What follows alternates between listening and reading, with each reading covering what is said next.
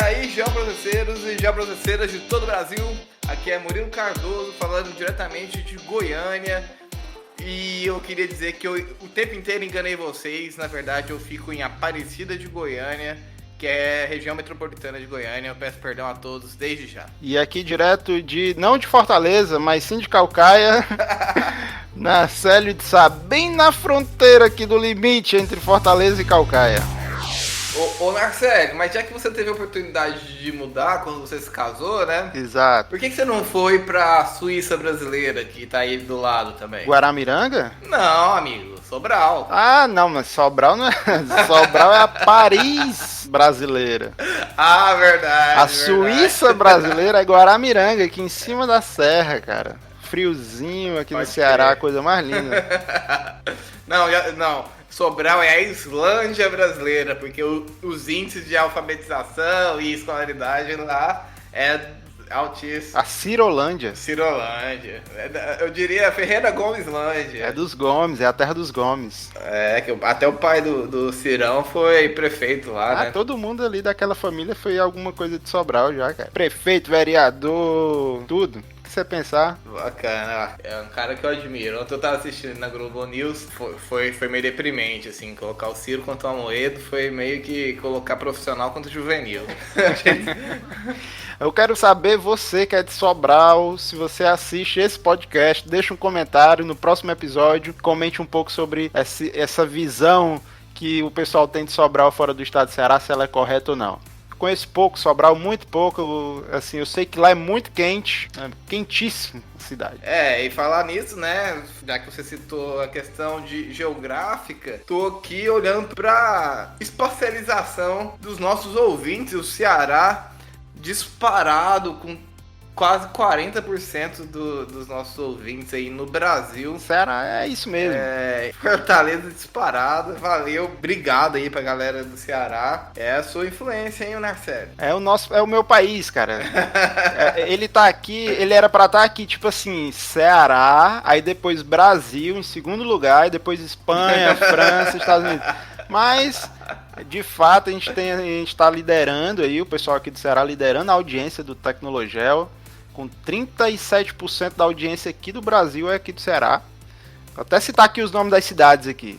Vou dar o merchan das cidades aqui. Fortaleza com 88% da audiência dentro do Ceará. Certo. Aí depois vem Caucaia, que é a cidade onde eu moro aqui. Uhum. E depois Quixadá, que é também uma cidade, é um polo acadêmico aqui do estado do Ceará. Tem várias universidades lá. E Jaguaribe vem em quarto lugar, que é a minha cidade natal. Deve ter um monte de colega meu que deve escutar aí lá de Jaguaribe. Massa. Aí Saboeiro em segundo lugar, Lavra da Mangabeira e Tabuleiro do Norte. Ainda tem muito para crescer aí nesse mapa aqui do estado do Ceará. Então, se você é de alguma dessas cidades e tá ouvindo esse episódio, deixa uma mensagem aqui pra gente. E se você é de outra cidade que não foi citada aqui, deixa um recado, porque o algoritmo aqui do sistema não tá pegando você ainda, tá? Então deixa sou aqui de Sobral e tô ouvindo, entendeu? Por exemplo, eu aqui em Goiás só tem Goiânia como cidade de pessoas que estão ouvindo o Tecnologel. E eu mesmo não escuto de Goiânia quando eu escuto, né? Porque eu sempre escuto novamente. Às vezes eu escuto 2 vezes o podcast em um agregador diferente do outro. E aí, mesmo assim, tá computando como Grande Goiânia. Então, eu queria fazer uma reclamação aqui, ó. Que a minha cidade, Aparecida de Goiânia, não tá aparecendo no algoritmo. Pois é, Goiás tá em 10º lugar, cara, na lista dos estados que mais escutam aqui o Tecnologel.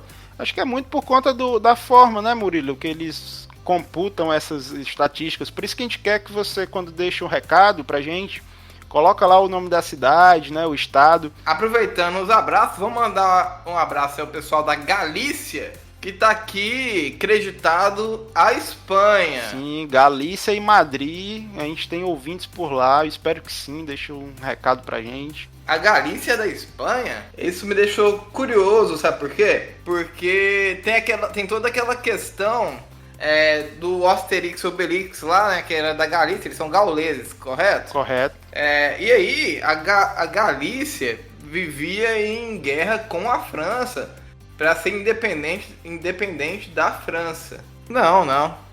Tô confundindo, porque a Galícia tá ali perto de Portugal. Tem nada, não tá perto da França, não. Deixa eu ver o que eu... É porque vem da Gália, né, dos romanos, que pega toda aquela região. Aí deve ter uma região chamada Galícia, na Espanha, e outra região, povo gaulês. Termo gaulês é o conjunto de populações celtas que habitavam a Gália, um território que hoje corresponde à França, Bélgica e Itália. Certo. Então foi alto falho meu aí, mas...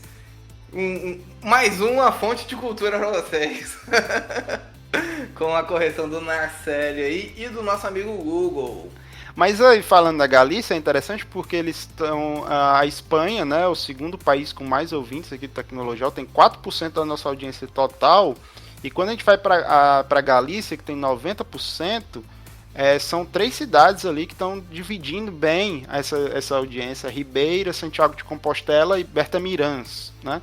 Então elas têm, e tá bem dividido, então às vezes eu ficava imaginando, deve ser erro no algoritmo, alguma coisa, mas olhando esses dados dessa forma, deve ter gente escutando por lá, então se você tá escutando da Espanha, manda um abraço aqui pra gente. A região da Galícia, ela fica ali ao extremo norte de Portugal, né? Depois de Braga, vem Viana do Castelo e já começa um município, porque a Galícia acaba sendo uma província da Espanha, né? Onde Santiago de Compostela é a capital, onde tem o time do La Coruña lá, que jogaram muitos brasileiros por lá. Entre eles o Rivaldo, Djalminha, Márcio Santos. Olha só, rapaz. O cara é uma enciclopédia futebolística também. De futebol, eu entendo mais futebol do que de mapa. Não espalha por aí, não. Vamos fazer depois um Tecnologel, os mapas da bola. Vamos concorrer com o podcast lá do xadrez verbal. Mano, eu acho uma excelente ideia, cara.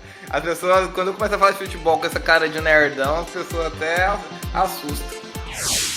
Para introduzir a segunda parte sobre Data Science, nosso programa incrível que nós gravamos com o Sadek e o Felipe, eu vou ler o início do livro que eu citei no programa anterior, que ele meio que resume em 3 parágrafos o que a gente falou que é Data Science e que vai ser o complemento nesse programa, né? Então, só para dar aquele estalo, aquela introdução a quem está ouvindo agora e dar uma amarrada para quem já ouviu o primeiro, né? Se você não ouviu, vai lá que ficou excelente. O Felipe deu uma aula, né, sobre Data Science e a gente desenrolou bem junto com ele.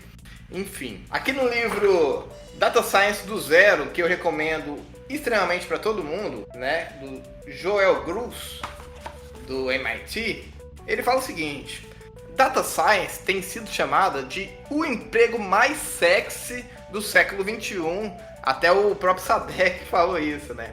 Provavelmente por alguém que nunca tenha visitado um quartel do Corpo de Bombeiros. Deu uma objetificada no Corpo de Bombeiros, no corpo do Corpo de Bombeiros. De qualquer forma, Data Science é um campo em evidência e está em alta. Não requer muita investigação para encontrar prognósticos de analistas de que nos próximos 10 anos precisaremos de bilhões e bilhões de cientistas de dados a mais do que possuímos atualmente.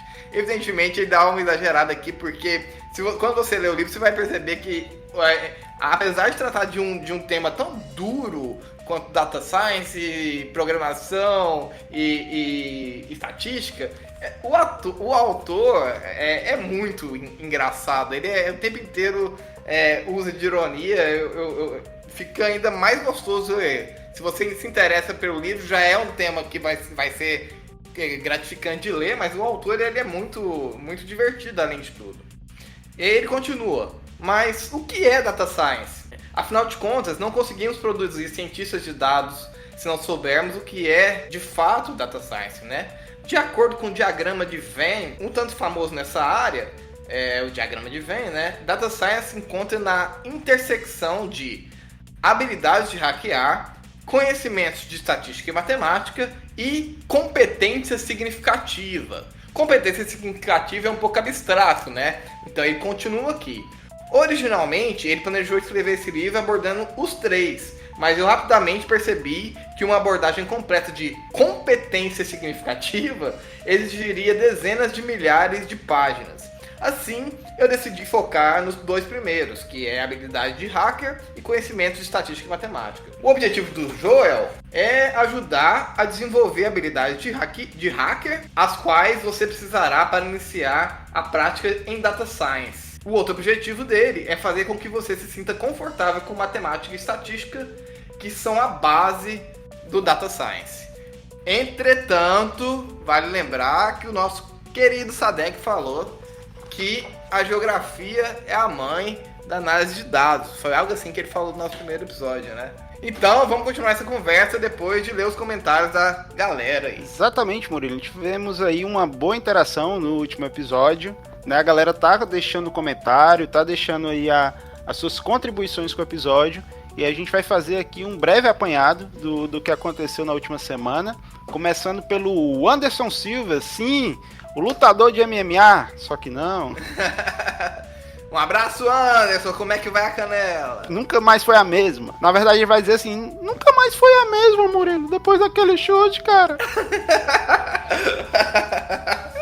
Aí seria mais ou menos assim. Mas o Anderson Silva, que não é o lutador de MMA, é um colega nosso, tá lá nas comunidades aí do GEL, afora, ele fala sobre o episódio 1, né? Ele deixou um comentário lá no YouTube e fala: parabéns, jovens, né? Jovens, eu gostei do elogio, tô chegando aí o meu aniversário, dia 21 de maio, me chamar de jovem. 21 de maio, dia 21 de maio, perto do dia 25 de maio, que é o dia mais importante para os nerds, dia da toalha. Dia 25 ou dia 24? 25? Você deve estar confundindo com o dia de hoje em que vai ao ar esse episódio, né? 4 de maio, que é o dia do Star Wars. É o May the Force be with you. Exatamente.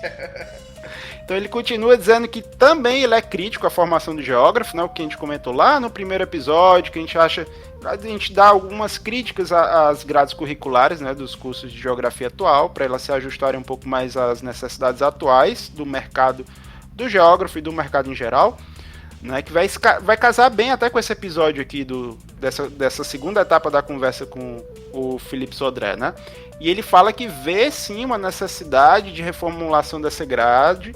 Muitas coisas tive que aprender por fora da graduação, e deixa aí os abraços do Anderson Silva. Realmente é uma realidade, a gente até comenta nesse episódio essa questão de aprender por fora. Então, o comentário aí do Anderson Silva em relação ao primeiro episódio do Tecnologel. Se eu não me engano, o Anderson Silva, ele é lá do Rio Grande do Norte, de Acari. Se eu tiver errado, Anderson, se eu te confundir com outro Anderson, você fala aí pra gente, manda uma mensagem pra gente. Mas se for o Anderson Silva, brother, que a gente troca ideia às vezes lá no Facebook, ele é lá do Rio Grande do Norte, Acari. Na verdade, Murilo, eu sou aqui de São Paulo mesmo, cara.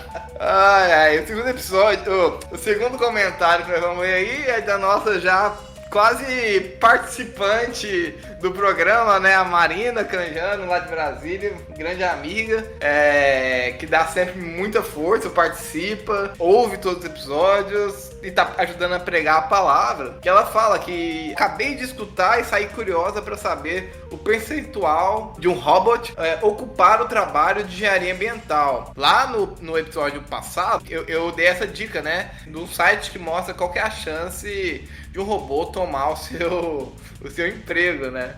Aí ela foi lá e ela ficou aliviada em saber que é de 1,8% apenas. A gente viu que cartógrafos e fotogrametristas é de 88%, né? Ela é engenheira ambiental. E 68% quando se trata de recursos hídricos, ou seja, né? Os algoritmos aí provavelmente vão trabalhar muito nessa área de gestão de recursos hídricos, né? É por isso que a gente tem feito esses episódios e atentado bastante pro Data Science, que para nossa área, tanto ambiental, planejamento urbano, seja qual for a área do geoprocessamento que você trabalhar, ou se você for mais amplo que isso, que você muitos profissionais conseguem, né, trabalhar com várias áreas dentro do geoprocessamento, o Data Science vai estar começando a colar no geoprocessamento de uma maneira enriquecedora em ambos os sentidos, tanto no sentido científico quanto no sentido de arrecadação monetária mesmo, né?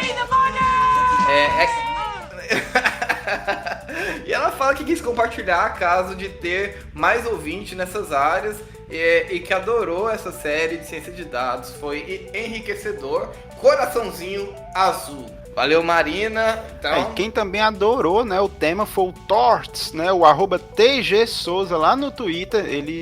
Ele deixou um comentário dizendo que depois do episódio de hoje do Tecnologel, ele reafirma a devoção dele ao Felipe Sodré no mundo do Geodata Science, né? Então o Felipe Sodré aí foi realmente... O Felipe Sodré é um cara fantástico, né? Conheci ele desde 2014, lá da comunidade do QGIS e tudo mais. É um cara incrível, gente. Acompanha aí o que o Felipe Sodré tem feito e divulgado bastante lá no Twitter e tudo mais. E no site dele, o GeoWind, que tá linkado aqui no post. Ele fala que até as referências são as mesmas, e aí ele cita o Singleton, o Arribas e o Goldshield, né, que são as referências que ele citou lá no último episódio, né, e que ele adora ouvir. É muito bacana ouvir sobre essas fronteiras que a geografia tem com as outras áreas, né, que é sempre bom, apesar dele não ser geógrafo, né, ele ser engenheiro, ele concorda com a gente dizendo que falta inserir essa discussão no meio acadêmico, sobretudo no Brasil, porque aqui fora, ele mora fora do Brasil, né, ele diz que porque aqui fora já rola bastante essa integração da geografia com outras áreas, né? E aí ele fala isso sem desmerecer, né, a geografia humana e outras, né? Mas que ele já vê essas áreas todas já se inserindo bastante na parte do geo em suas pesquisas, né? E de fato, assim, de uns 10 anos para cá, a gente vê que as outras áreas estão abraçando cada vez mais a parte do geoprocessamento para fazer as suas análises, né? Todas as pesquisas vêm aí com um componente espacial como um meio para entender as suas vicissitudes, né, científicas, né? É muito poderoso, né, cara? Um abração aí pro Torts, cara, que tá sempre dando essa força, sempre comentando. E esse comentário dele é muito legal, porque ele mostra muito o que é a nossa galera. E quando eu disse a nossa galera, sou eu, Narcélio, Torts, qualquer um de vocês que esteja ouvindo aqui, porque desde sempre, desde lá dos blogs, do Sadek, do Anderson Medeiros, do meu, Luiz, né, do outro Luiz, que era o Gel para Linux, uma coisa assim, Luiz Lopes, o blog do Fernando Quadros, o meu blog, né, que também é dessa época, a gente foi se apoiando uns nos outros. E todo mundo foi se ajudando. Depois veio o Narcélio e o Felipe, e agora tá vindo mais pessoas. Inclusive, essa semana troquei uma ideia com a Ana Freitas, né, aí de Fortaleza, que ela tá assim, crescendo muito lá dentro do INPE. E é muito foda, porque a gente viu a Ana começando, né? Eu acho que você orientava ela, né, Narcélio? Isso. Então, cara, é muito legal ver como a ciência ela é uma escada, né? Que cada um vai ajudando o outro a ser melhor e tudo mais. E aqui dentro das geotecnologias a gente é muito assim, né? O Tecnologel ele tem muito essa premissa da gente conversar, se ajudar, trocar ideia, dar dicas, enfim. Então valeu demais aí, Torts, é isso mesmo. E eu também sou muito fã do Felipe, o Narcélio também. E essa admiração é algo que faz a gente querer ser melhor cada vez mais, porque a admiração vem do trabalho das pessoas, né? Além do Felipe ser uma pessoa muito gente boa, o trabalho que eles fazem, coisas incríveis, fala assim, nossa, que coisa bacana que esse cara tá fazendo, eu quero aprender isso também, né? Até quando o Felipe apresentou o R pra gente, né, pelo menos pra mim, eu conheci o Felipe através do Narcélio, foi que eu comecei a perceber, né, essa questão da importância de aprender a programação junto com o geoprocessamento. Bom, e para deixar só aqui, né, quem é o Torts, né? A gente está comentando pela arroba do Twitter, mas é o Thiago Souza, né? Ele está fazendo aí mestrado em geoprocessamento lá em Portugal, né? Nesse momento. Então, um abraço, Thiago, e continue acompanhando aí o Tecnologel. O Thiago Souza, baixista, igual o Kyle Felipe lá do Geocast. Grande Thiago Souza. Mano, eu já li, se eu não tô enganado, eu já li uma parada do Thiago, ele mandou pra eu ler sobre coleta de... Isso mesmo, sobre coleta seletiva, né, Thiago? Se eu tiver enganado, você me fala aí. Mas ele já me mandou um artigo, uma vez ele postou algo, eu achei muito interessante, pedi pra ele me mandar o artigo, e ele me mandou, eu li e tal. Até usei numa apresentação que eu tava fazendo na época sobre geoprocessamento, sobre resíduos sólidos e tal. E citei o Thiago Souza lá. Agora eu sei exatamente de quem a gente tá falando. Mais uma vez, um abraço. Tá vendo? Olha aí. O Thiago já me ajudou, o Thiago já me inspirou também, já fez o meu trabalho, enriqueceu o meu trabalho também. Então, é isso, né? Isso é a beleza das geotecnologias e desse grupo aqui, que só tende a crescer. E o próximo comentário é do Anderson Oliveira. Ele deixou aí esse comentário sobre o último Tecnologial, sobre ciência de dados. Isso serve, em primeiro lugar, para 3 pontinhos, né? Ele fala, excelente post, parabéns, galera, por trazer assuntos relevantes, né? A ideia é sempre essa, o Anderson, é trazer sempre a cada episódio um assunto interessante, um assunto relevante, um assunto que esteja em alta. Então uma coisa, a ideia é sempre pensar um pouco fora da caixa também aqui em relação ao mundo das geotecnologias. Um grande abraço aí para você, Anderson Oliveira, que deixou esse comentário no nosso último episódio. Bom, e para fechar aí, a Aline Neves, deve ser Aline Neves, porque a arroba dela é Ali Neves, né? Lá no Instagram ela falou, deixa aqui meus parabéns aos meninos, o podcast de vocês está incrível, e já quero escutar a Wedja Oliveira, né, que nós citamos no episódio passado, que fez aquele comentário sobre a agrimensura, engenharia cartográfica e agrimensura, né? Isso, e ela falou que já quer escutar a Wedja Oliveira falando um pouco sobre a engenharia de agrimensura e cartográfica, né?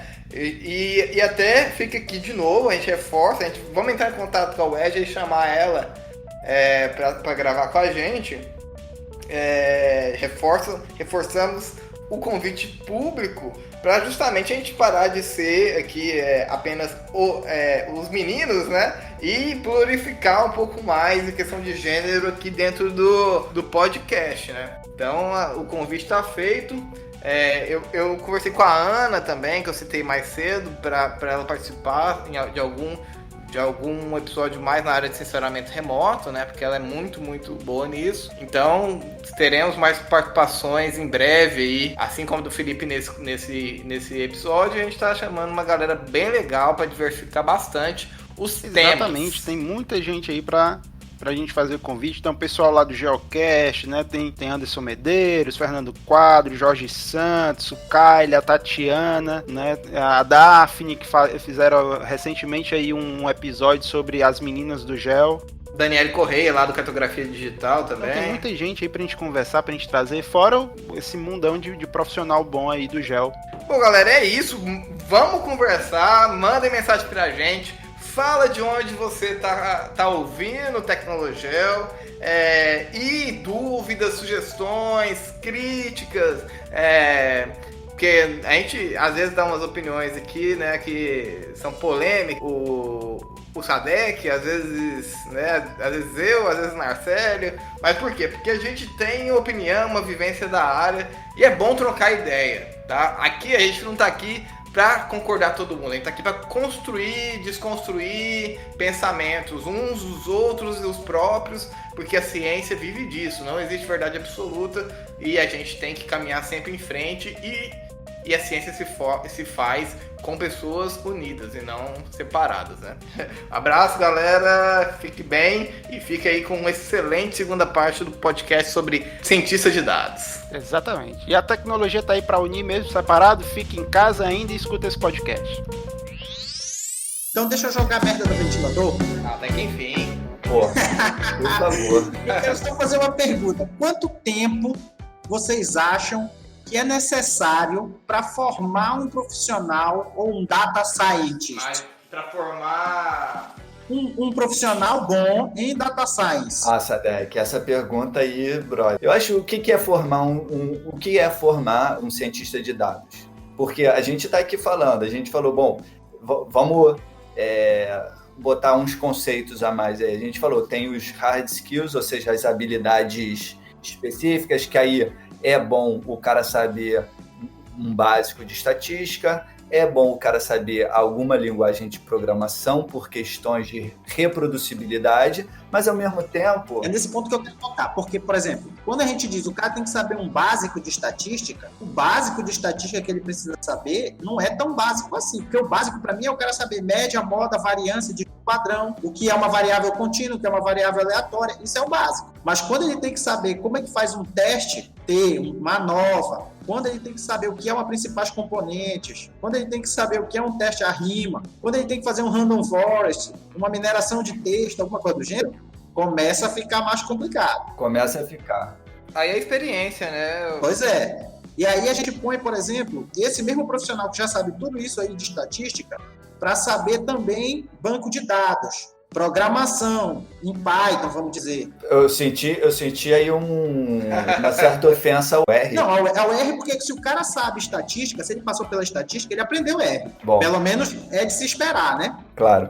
Para mim fica da seguinte forma, não importa que curso você está fazendo, se é universitário ou se é um curso desses Coursera, não importa. O importante é quem está estudando saber que o professor está ensinando e está ensinando para várias pessoas ao mesmo tempo. Níveis diferentes, Tá. formações diferentes. Níveis diferentes. Então ele vai te jogar o básico, ainda que seja um básico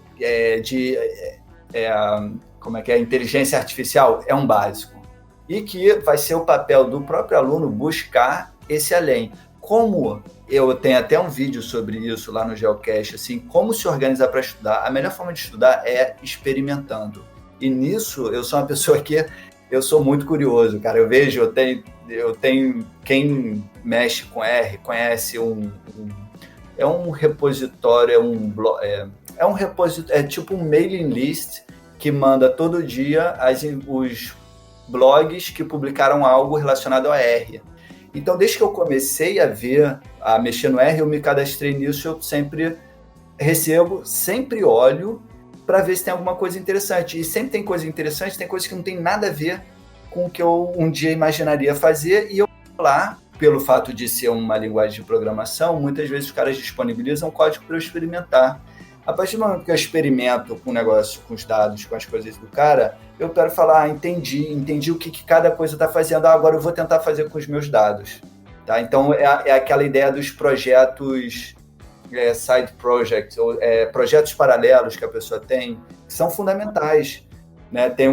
Nesse vídeo eu falo, tem um cara que criou, ele trabalhava e não conseguia chegar em casa e ter a motivação de fazer as coisas dele, para ele, porque ele quer, pelo tesão de fazer. Então ele criou um negócio chamado 100 dias de código. E aí ele se organizou e falou, eu vou durante 100 dias sentar por 1 hora, ou quantas horas eu tiver disponível, e vou sentar e fazer alguma coisa relacionada a um código que eu estou interessado. Pronto. Entendeu? O cara gerou toda uma cadeia. Hoje em dia tem os 100 dias de qualquer coisa. 100 dias de yoga, 100 dias... Porque isso é quebrar a inércia e você criar o seu projeto paralelo e tocar. Então, eu acho que, assim, o básico é importante que o cara tenha formal, né, num curso, mas que o cara tenha a sagacidade de buscar. Porque eu tenho certeza que no mercado, ainda que eu não trabalhe, né, diretamente no mercado, ou melhor, o meu mercado é outro, as pessoas valorizam isso. Hoje em dia, como é que você faz entrevista de mercado? O cara te manda um problema e você vai resolver. Então, se você tem esse costume já de buscar informação mais além do que te entregam, você já vai sabendo, como buscar, como resolver esse problema, você pegar um problema grande, dividir ele em vários e aos poucos, né, chamado baby steps, ou passos de bebê, você ir aos pouquinhos resolvendo seus problemas e depois você aprendeu todo e você construiu esse conhecimento nesse processo, entendeu? Então, assim, é difícil a sua pergunta por isso, porque aí também é aquela questão, qual é o mercado de ciência de dados? Eu vejo vários mercados, como, por exemplo, o meu, em geral, eu elaboro um relatório e entrego.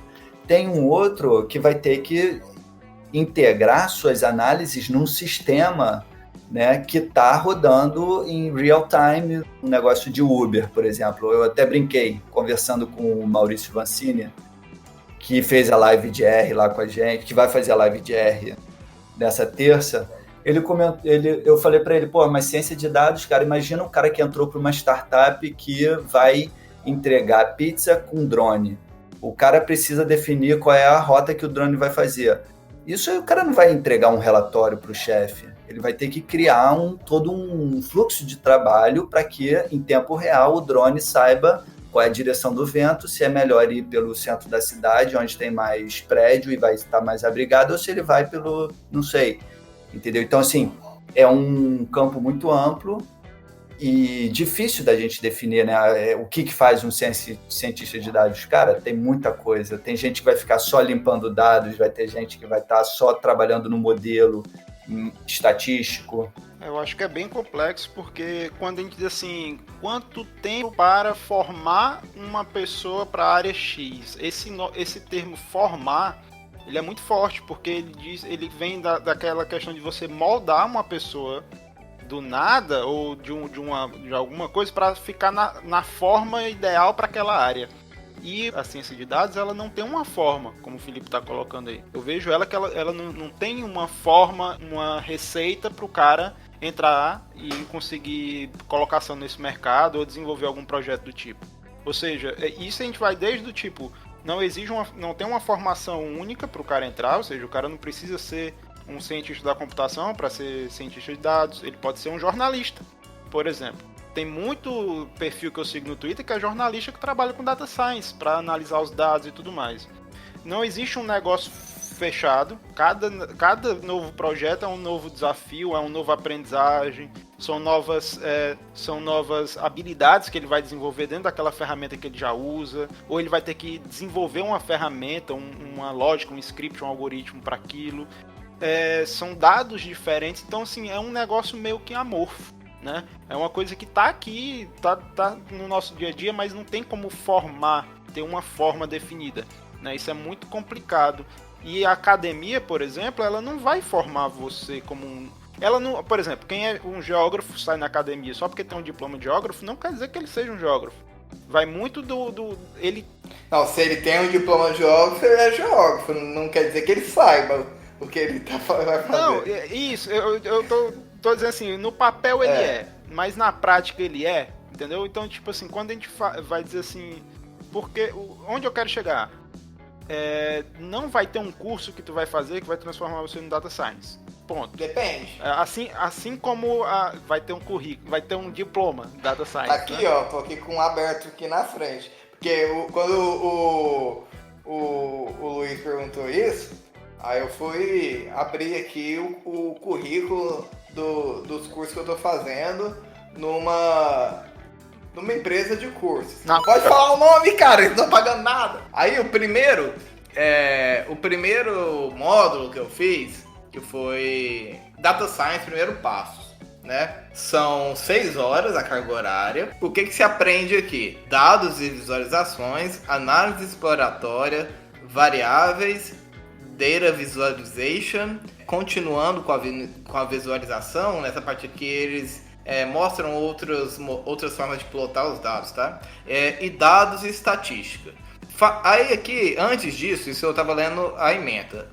Eles falam, faça este curso de Data Science e entre na área de ciência de dados, explore dados com Exploratory Data Analysis, conheça os tipos de variáveis, entenda o papel de visualizações como histogramas e box plots, entenda a importância e dê os primeiros passos em visualizações, utilize medidas de resumo, explore seus dados em Python com pandas, matplotlib e Seaborn. Isso foi o que eu aprendi quando eu fiz esse primeiro módulo. Em 6 horas. Eu estudei muito mais que 6 horas. Eu devo ter estudado umas 20 horas isso aqui, porque quando eu tô fazendo um curso desses online, eu repito os exercícios, eu vou fazer sozinho, depois eu pego uns dados que eu tenho e tento replicar aquilo nesse curso aqui especificamente, só pra você ver, ele pega análise de notas de filmes. Aí eu tinha uns dados de criminalidade aqui de Goiás, aí eu fui fazer com esses dados. Enfim, então eu fiquei mais do que 6 horas, que é a carga horária que eles dizem que é o curso aqui, fazendo só esse primeiro módulo aqui, que eles dizem que é de 6 horas. Aí está a importância de você, né, esse curso, ou até mesmo se fosse um curso universitário, esse é o start. É o tipo assim, não tenha medo. Isso. Vai e mete a mão. Exato. O que eu ia complementar é justamente isso que o Murilo falou. Ou seja, se você termina um curso como esse, que eles dizem com a carga horária de 6 horas, e você achar que tá tudo ok, não tá. Você tem que fazer justamente isso. É você ter pegar esses cursos, essas formações que a gente tem e explorar esses dados. Trabalhar, ter esses projetos, como o Felipe colocou, os side projects, né? Ou então, não tenho nada para fazer, eu vou pegar aqui os dados, vou fazer uma análise, vou pegar agora outro tipo de dado, vou fazer a mesma análise, vou ver o que é que acontece. Se o profissional não tem essa iniciativa, é muito difícil ele aprender só com que o professor, seja na academia ou no curso online, está passando. Porque ele está passando ali o básico para você. Se você não explorar aquilo ali, vai ser difícil para você desenvolver suas habilidades, entendeu? Eu acho que todos os 4 que estão aqui têm horas e horas e horas de estudo, de prática em casa, fazendo projetos que às vezes não tem nada a ver com aquilo que durante a academia estava fazendo, ou então mesmo tem o trabalho formal de cada um, mas nas horas vagas pode estar desenvolvendo projetos em outras áreas nada a ver. Sério. Mas isso daí é o que... Oi. É por isso que a gente tá entrando pra história, né, amigo? Mas é isso que eu digo muito pro pessoal que tá chegando agora na academia, diz assim, olha, não foca toda a tua... Não coloca todo o peso naquele teu professor e achar que ele vai fazer com que você se torne um profissional que você quer ser. Porque isso daí é você que vai fazer. É você que vai caminhar esse caminho. O professor não vai estar segurando a tua mão. Aquele profissional que está dando o curso, ele não vai segurar a tua mão e vai te dar, tá no teu ouvido o tempo todo. A gente não vai estar no teu ouvido falando com essa voz linda e maravilhosa 24 horas por dia. Então é você, às vezes, você vai ter que caminhar sozinho. Então eu acho Mas se quiser ouvir a gente 24 horas por dia, mostrar pros amigos para eles ouvirem também, pode ouvir. O Murilo não perde uma chance de fazer o merchan. Ele é incrível, cara, é incrível. E se esgotar os episódios desse podcast, tem o GeoCast Brasil também à vontade. Marcelo, essa questão da formação, como se você tivesse um molde e vai entrar nesse molde. E isso é importante porque eu fiz um curso sobre gestão do conhecimento, algo bastante interessante, porque ninguém nunca pensa, né? Como é que a gente faz a gestão do nosso conhecimento? E a verdade é que o nosso conhecimento ele é feito de formas distintas. A gente constrói o conhecimento de formas distintas. Uma forma mais conhecida é a educação formal, que é essa que a gente atribui um peso que às vezes não é o peso que... na verdade é um peso importante, mas que a gente não pode esquecer que tem outros elementos importantes, como, por exemplo, a experiência, a vivência, o contexto da pessoa, que é justamente o que o Paulo Freire comentava. Né? O conhecimento não está só naqueles que são formalmente educados, os que estão... É fato que alguém já algum dia teve contato com alguém que fez alguma coisa, pintou uma parede, soube pintar bem uma parede, e o cara nunca estudou, entendeu? E aí, por que eu estou falando isso? Estou falando isso porque tem essa questão do qual linguagem aprender, Python ou R. E aí muitos falam sobre a curva de aprendizado. O que é uma curva de aprendizado? É aquele momento, é o processo que uma pessoa leva até dominar um determinado conhecimento, nesse caso, uma linguagem de programação. Tá? Então, era aí nesse ponto que eu estava tocando.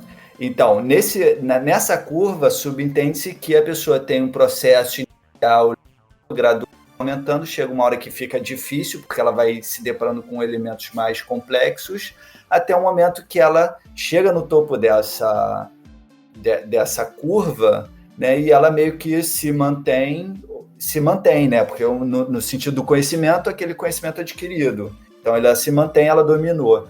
E muita gente fala, não, mas a curva do conhecimento... curva de aprendizado, nem lembro mais qual é o vocabulário, a curva de aprendizado no R ou no Python é mais rápido, é mais fácil. Só que isso é muito difícil de você definir, porque você está falando em base ao seu contexto, ao seu nível educacional, ao seu contexto de vivência, às suas experiências prévias com linguagens de programação. São muitas variáveis para você querer estabelecer uma linguagem como sendo a mais fácil. Tá? Tendo isso posto, eu sempre trabalhei com R, claro, por isso eu acho ela mais fácil e, claro, eu domino mais. Então, eu tive lá, a gente começou a live de Python e QGIS com o Caio e Felipe. É uma linguagem a qual eu uso, mas eu não domino tanto. E agora chegou um momento que a gente está em colaboração com o Maurício Vancini, e que também trabalha com R, e ele falou, agora vamos fazer isso, acho que está na hora, e a gente decidiu então criar essas lives de R, que a ideia basicamente assim, é começar do zero, tá? Então é para aquela pessoa que já ouviu falar, tem curiosidade, mas tem medo, ou tipo assim, que não se importem com a forma que eu estou falando, não medo, mas receio, e acha tudo muito complexo. A gente vai ter na primeira live uma instalação, o que é o R, o que é o RStudio, e a ideia é seguir, mas direcionando a análises espaciais, tá? Análise geográfica, meio que geoprocessamento, vamos dizer assim.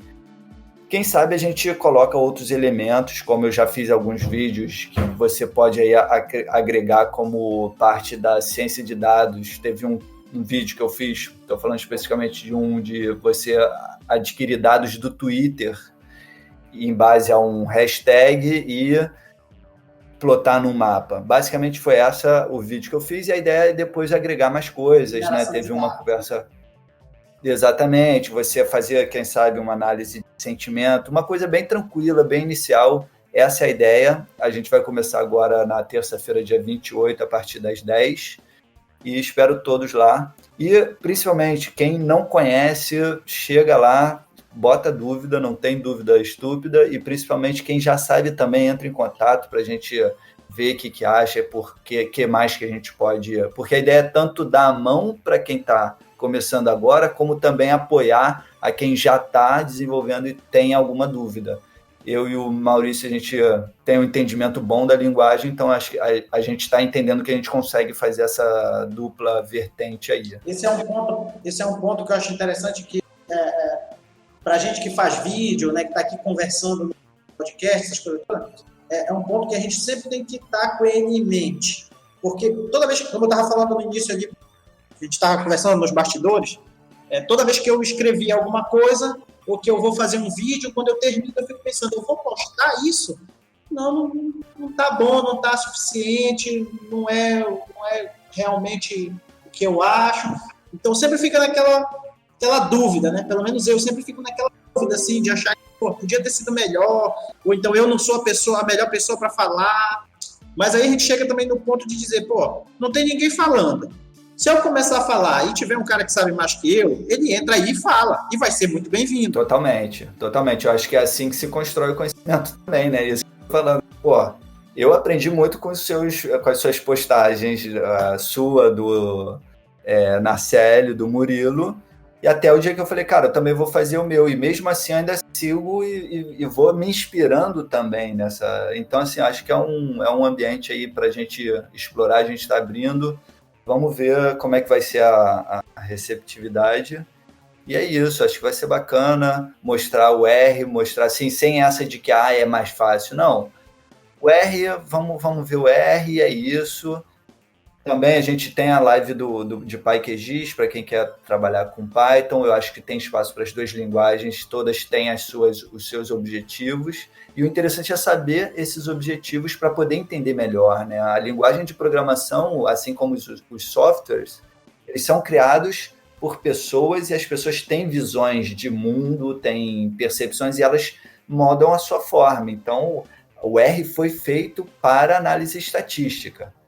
Tá? Então é diferente o Python, que ele é feito, é uma linguagem de uso geral, e por isso ela também é muito interessante, mas ela também, você vai ter que entender várias coisas no início, que você, para quem está querendo só fazer um mapa, fazer uma análise, talvez seja uma coisa do tipo, poxa, eu tenho que saber tudo isso, eu tenho que saber o que é um dicionário, uma lista, uma tupla para poder plotar uns pontos aqui de peixe, para poder, sei lá, entregar um relatório. Entendeu? Então, assim, são pontos positivos, negativos, e isso vai depender da pessoa que está querendo aprender. Eu vou falar, eu como estudante de Python, que eu comecei a estudar Python porque eu já estava brincando com Python dentro do QGIS e dentro do ArcGIS, né, que tem os terminais lá dentro. Então, como eu já sabia o básico da linguagem, eu fui por esse caminho do Python por isso.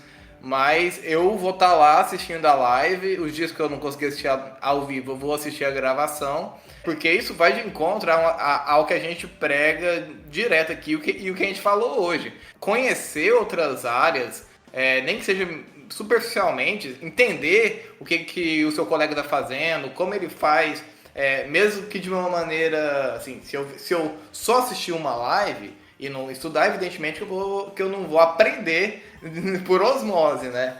Mas eu vou entender, então o Felipe faz dessa forma, então talvez se eu implementar algo que ele faz com R no Python ali, ou vice-versa, isso vai agregar, nem que eu não vá migrar para o R, mas também pode agregar na minha área. Isso acontece com qualquer tipo de área de atuação, né? Eu costumo sempre falar pra galera, assim, beleza, você quer ser especialista em algo? Mas seja curioso sobre tudo. Não deixa nada escapar, assim, leia sobre todos os assuntos que aparecerem e uma oportunidade de assistir dois profissionais que trabalharam tanto tempo, com tanta competência, com tanto conteúdo e frutos dessa área, é algo que não deve perder se você tem interesse na área, né? Só aproveitando rapidinho, o salário do cientista de dados, ele gira em torno ele varia de 5 a 21K por mês. Tá aí, tá vendo? Vai estudar programação, geógrafo, engenheiro ambiental. Mas eu tava vendo aqui, o LinkedIn fez uma pesquisa no ano passado e colocou ciência de dados como a profissão número 1. É a mais sexy. Então você tá querendo afirmar, eu pressuponho, olha como nascem as fake news, que o Felipe tá ganhando em torno de 20 mil, mais ou menos, isso falando em reais, é claro. Olha, eu acho que se for levar por essa pesquisa, não vai dar muito certo, cara, porque talvez, eu acho assim, que primeiro que eu já não sei se o ciência de dados está com todo esse pique, né? Não por questão da crise, essas coisas, mas assim, eu já acho que realmente já chegou num período... Saturou. Porque já se fala muito, já há 5 anos, então assim, acho que meio que já está estável, né? Não, e teve os céticos também, como a gente, que disse, não, isso é só moda. Isso aí é mistura de geografia, programação e estatística. Acabou. É um nome bonito para essa outra área que já existia. Assim, cara, eu não sou um profissional da área, eu sou um grande curioso ainda. Estou estudando desde o ano passado. Eu também não me considero um cientista de dados, nos moldes de ciência de dados, né? Mas a necessidade que eu vejo do cientista de dados de usar programação, criando rotinas mais robustas, vem da mineração de dados e da quantidade estratosférica de dados que a gente tem gerando hoje em dia. Então, isso, o estatístico, se bem que tem um R, né? Eu posso estar falando merda aqui, mas se ele não criar um script para rodar um monte de dados, ele vai perder, ou no mínimo ele vai perder muito tempo que ele poderia otimizar rodando um script desse. Então, eu acho que o cientista de dados vem dessa demanda imensa que o data mining, a mineração de dados trouxe, e a era da informação que a gente vive, que é informação pra caralho, acaba pedindo, né, essa necessidade de processar muito dado ao mesmo tempo. Olha, só para ver se dou uma fechada, eu acho que assim, por isso que eu comento de novo sobre sobre essa síndrome do impostor. O marketing que vocês comentam aqui, eu vejo ela a partir do momento que o mercado percebeu que ele pode monetizar com esses dados que estão sendo gerados. E aí ele precisa de não uma pessoa, não de um cientista de dados, mas de uma área, de um grupo de cientistas de dados, ou não sei como dizer, mas enfim, de um setor de ciência de dados, para ele poder dar sentido a esses dados e vender, ou ganhar dinheiro, monetizar, não necessariamente vender os dados, mas monetizar. E eu penso da seguinte forma, eu trabalho com análise de dados, não necessariamente Big Data, mas não necessariamente deixa de ser algo relevante, e eu estou gerando um conhecimento para a empresa ou para o grupo que eu trabalho, então eu entendo que eu, de alguma forma, eu sou cientista de dados, ainda que não seja essa visão do mercado enfim, de toda uma lógica de mercado. A lógica é outra, mas eu estou, a partir dos dados, gerando informação e acredito que por aí eu posso me considerar e também me questiono, por isso dessa que eu comentei da síndrome do impostor. Então, eu acho isso, assim, as distintas áreas do conhecimento, mais além das áreas de ciências exatas, né, e tecnologia e estatística, tem a contribuir ainda muito no entendimento, né, do que está sendo, do problema que se está tentando solucionar, seja ela no mercado de trabalho, no mercado mesmo, ou na própria ciência. Seria assim um resumo do que eu acho que como seria bacana de finalizar, ou seja, tem muita coisa ainda para acontecer. Não acho que devemos nos espelhar muito nesses salários que são divulgados, mas devemos almejar isso, mas sim buscar a contribuição na questão ética, na questão da contribuição conceitual, principalmente da geografia, que pode aportar. Bom, pessoal, então é isso. Esse foi um excelente papo com o Felipe Sodré, né, sobre ciência de dados. Muito obrigado, Felipe. Com certeza ele vai aparecer aqui mais vezes em outros temas. Obrigado a você que ouviu. Não se esqueça de compartilhar com outras pessoas esse podcast ou outros podcasts do Tecnologel que você tenha gostado. Manda mensagem pra gente, tecnologelpodcast@gmail.com, ou então nas nossas redes sociais, @tecnologel, tanto no Twitter quanto no Instagram. E vamos conversar. E aí vamos agora para as indicações desse episódio. Eu vou fazer logo aqui a minha. Depois do episódio eu fui assistir alguma coisa relacionada e eu não sei. Tem aquele pessoal que diz que os devices que a gente tem fica ouvindo a gente, né? Mas a Netflix, ele me indicou um documentário chamado Prediction by the Numbers, né? Um episódio sobre estatística, né? Então ele vai falar lá sobre essa área da matemática, que é uma das bases do Data Science, né? E é um documentário muito bacana, né? Dá para você acompanhar ele ali, ele vai falar sobre os primórdios, das primeiras teorias, como que a estatística nasce, né? E como que ela vem revolucionando até para chegar no Big Data, né? Que a gente tanto fala. Então essa é a minha indicação, procura aí na Netflix, Prediction by the Numbers, e é muito bacana, é muito interessante, a linguagem super tranquila, e eu quero saber se você acertou quantas jujubas tinham dentro daquele pote. Agora eu vou ter que ver esse trem também. Ó o meu goianês aí saindo no podcast, eu vou ver esse trem. Bom, galera, eu vou sair um pouco da ortodoxia, por assim dizer, fazer uma citação aqui ao Heródoto, né, um pensador grego lá do século V a.C., que falava que a gente precisa pensar no passado para compreender o presente e idealizar o futuro, né? Eu só faria uma modificação aqui, que a gente precisa ter dados do passado para compreender o presente e prever o futuro, que é algo que é muito feito, essas predições, né? Que até a série que o Narcério indicou aí, ela começa falando de predição, né? O nome dela em português. Eu vou indicar de novo mais um livro do Yuval Noah Harari, né? Esse judeu incrível, esse grande escritor e cientista, que é Uma Breve História da Humanidade, né? Que a gente precisa, então, compreender o passado, né? Pensar o passado para compreender o presente e prever o futuro. Então fica a dica aí com o Sapiens, do Harari, um livro muito famoso, né? Um grande best-seller, mas se você ainda não teve a chance de ler, leia.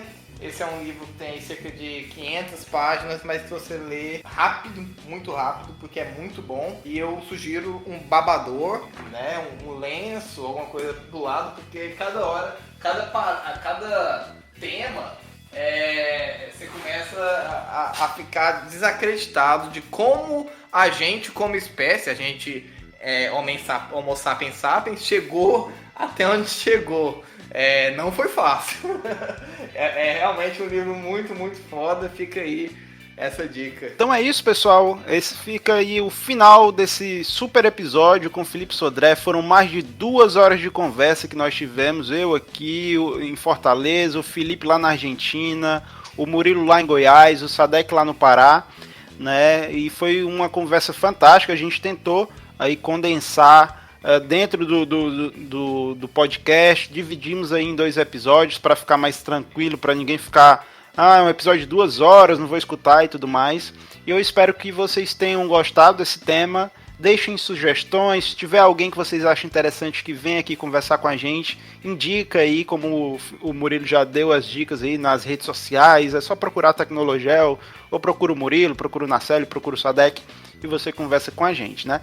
Lembrando, a gente está pedindo aí, já referencie os seus comentários, dizendo a cidade, o estado, o país e o planeta, que tem também, a gente tem estatísticas planetárias do Tecnologel, 100% da audiência por enquanto na Terra. Os marcianos não estão querendo ouvir a gente, cara. Eu acho que tem problema de banda, cara. Acho que essas lives não tá deixando de chegar lá em cima, entendeu? Pelo menos também lunáticos, apesar da Lua ser um satélite, lunáticos também não têm ouvido a gente, né? Será que o lunático que ouvisse um podcast, a estatística dele ia estar na Terra por ser um satélite, ou ia ter um... Enfim... Deveria ser. Pelo que eu vi aqui, sim, né? Já que eu sou de Aparecida de Goiânia e minha estatística é Goiânia, então provavelmente. Talvez tenha alguém lá escutando. Um abraço, galera da Lua. Então é isso aí. Hoje é dia 4 de maio, dia que está sendo postado esse podcast. Dia do Star Wars, né? Então fica aí a saudação de Star Wars. Vida longa e próspera a todos vocês. Você vai levar um chute na internet. Um abraço, pessoal. Com essa a gente finaliza esse episódio e deixa aqui os rapazes fazerem os agradecimentos deles. Valeu, Sadek. Valeu, Felipe. Bazinga. Pô, galera, valeu. Pessoal, um abraço pra vocês aí. Falou, mano. Falou. Adorei falar com vocês. Fiquem todos bem e até a próxima. Valeu, Filipão. Se cuida, cara. Às vezes. Ele já tá falando, Felipe? Já, cara. Caramba, Caetano. Já. Fala. Olá. Caetano? Viu? Grande abraço. Aí, Oi, filho. falando demais, mano. Porra, espero que vocês tenham uma possibilidade. Vocês vão ver que Eu já tô pensando nisso há muito tempo, Relaxa, você sabe. Eu já falei relaxa. isso contigo. Quarentena é isso, quarentena. vai rolar o baby boom. Tem que colocar isso no cast. Valeu, galera. Abraço. Falou.